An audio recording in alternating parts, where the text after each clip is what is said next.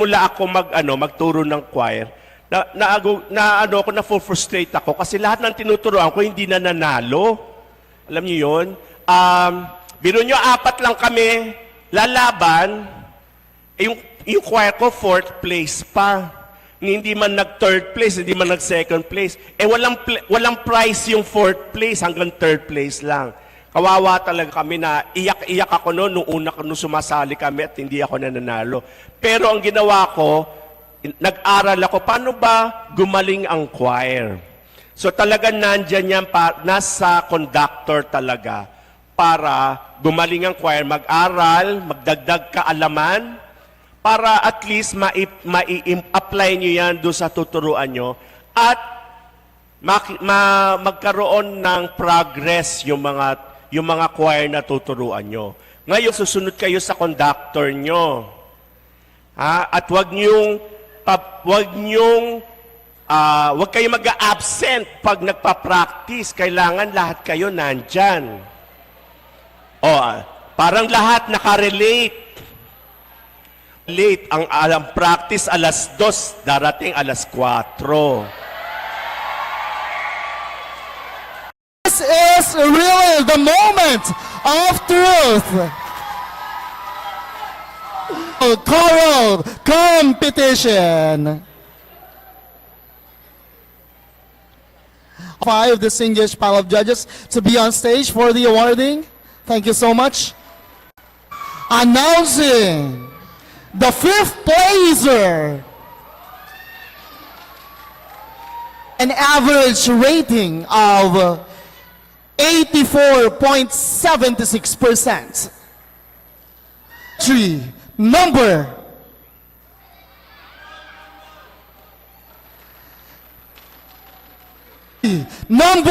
1, District 26, Southern Cotabato, Maguindanao, Lebac, Sultan Kudarat, and Pagajan City.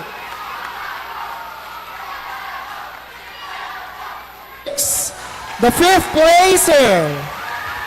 placer, ladies and gentlemen, goes to entry number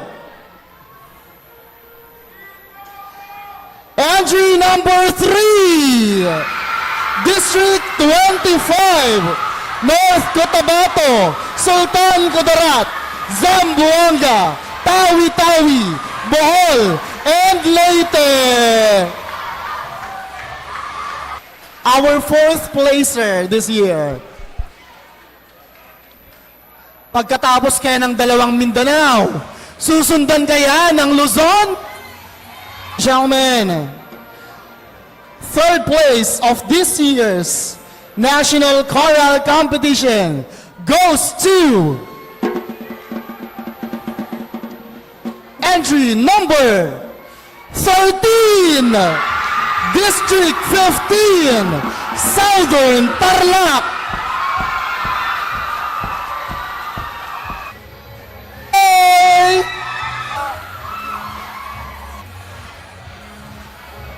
Second spot, our 2nd place, National Choral Competition goes to entry number 7, District 24, Bukidnon, Misamis Occidental, Misamis Oriental, Lanao del Norte, Lanao del Sur, Mindanao.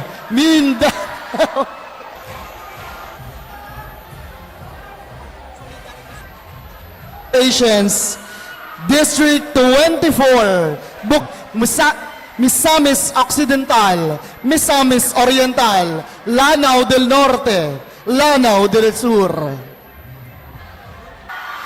Entry number 8, District 1, Abra, Ilocos Norte, Ilocos Sur, La Union. Chance Ilocanos.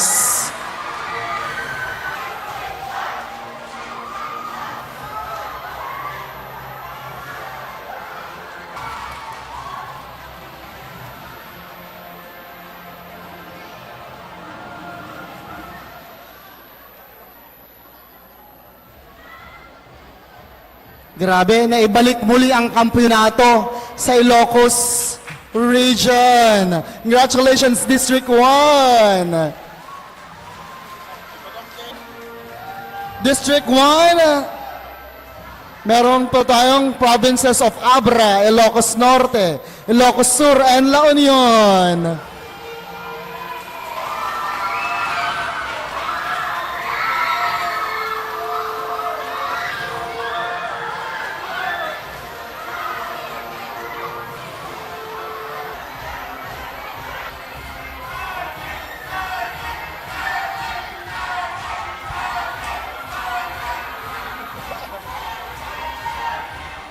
Have, ladies and gentlemen, the winners of this year's FYS Choral Competition. Still, you are all winners. Representing your district is already a champion or a win. Kaya congratulations pa rin. Alright, let's all listen to the closing remarks to be delivered by...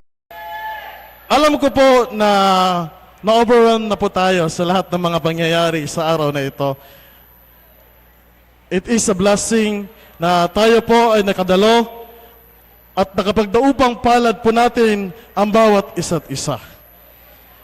Pero bago po ang lahat, I would like to congratulate District 11 para po sa well-organized, napakagandang presentasyon bilang napiling host as we celebrate the 120 years na pagkakatatag ng Union Espiritista Cristiana de Filipinas Incorporada po, at kayo po ang nagset ng bagong standards sa ating pong pag-hosting mula po sa ating LED wall, sa ating mga videographers, sa mga presentasyon, sa pagkahanay-hanay ng mga programa. Ngayon man din po sa lahat po na nakita po namin nakasigasigan at efforts na inyong makita, na aming nakita, hindi po namin matutumbasan ang inyong mga sipag. Na kahit napapagod po kayo, ay puno pa rin po kayo ng ngiti sa inyong mga labi. Congratulations once again, District 11. Sa 120 taon na pagkakatatag ng ating kapatiran, ika nga malayo na pero malayo pa. Marami pa po tayong pwedeng i-improve. Marami pa po tayong pwedeng maipakita. At marami pa po tayong pwedeng ma-showcase. Sa 120 years na pag-ibig, sa 120 years, atin pong natamasa at nasaksihan ang pag-unlad ng ating kapatiran hindi lamang po sa mga dekorasyon at mga programa, mga talento, kundi lalong-lalo na sa pagkakaisa, sa pananampalataya.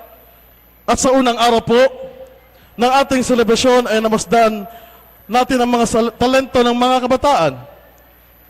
Atin pong nasaksihan ang cultural night na kung saan ibinahagi ng kanilang mga kabataan ang kanilang mga talento sa pagsayaw, sa pag-awit bilang representasyon ng kanilang mga rehiyon o mga distrito. Sa lahat po na nakaisa at sa lahat po na nagbigay ng kanilang mga sarili, totoo nga po pala, hindi po hadlang ang cultural diversity upang mapakita po natin ang ating pagmamahalan, ang ating pagkakaisa, at gayon man din po bilang isang matatag na union, sapagkat umabot na po tayo sa 120 years na pagkakatatag. Hindi man po natin nadala ang mga tropeyo, hindi man po natin nadala ang mga medalya. Alam ko po, panalong-panalo po tayong lahat sa ating pag-celebrate ng 120 years. Nawa po, hindi po tayong magsawa sa patuloy na pagdadalo. Nawa po, hindi po tayo magsawa sa patuloy na pagpapatuloy ng mga programang ito. At nawa hindi dahil po sa ating mga magulang. Hindi po ba?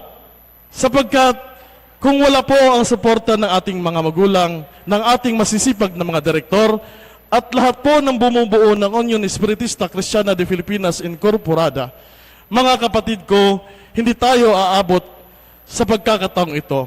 Kaya nga po mga kapatid, naway huwag po kayong manawa sa pagsuporta sa inyong mga kabataan.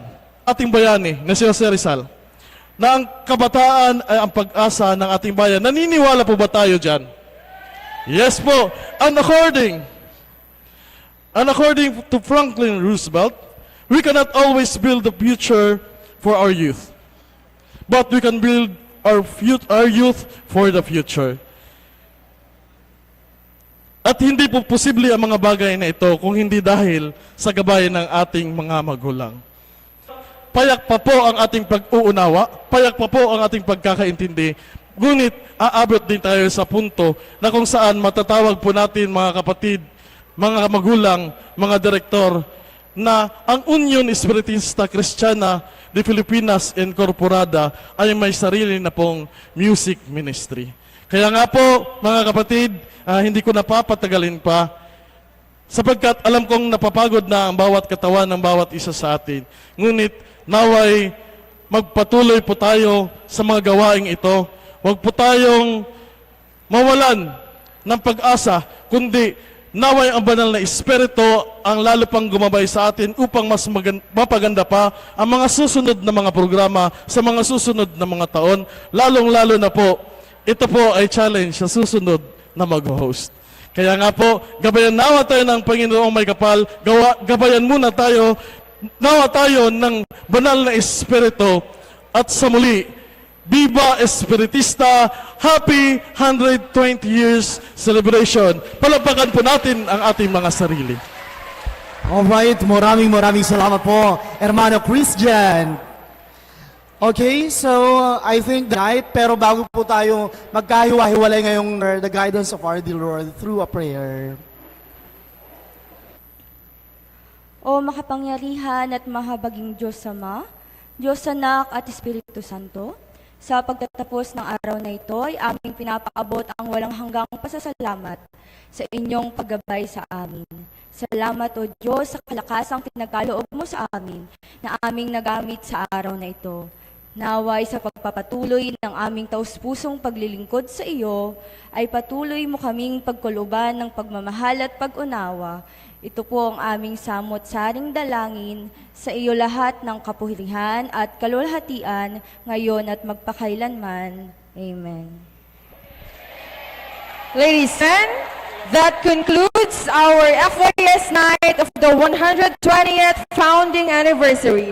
God bless and enjoy the rest of the night. Maraming salamat po. Sa lahat po ng ating mga kapatid, mangyaring pulutin po natin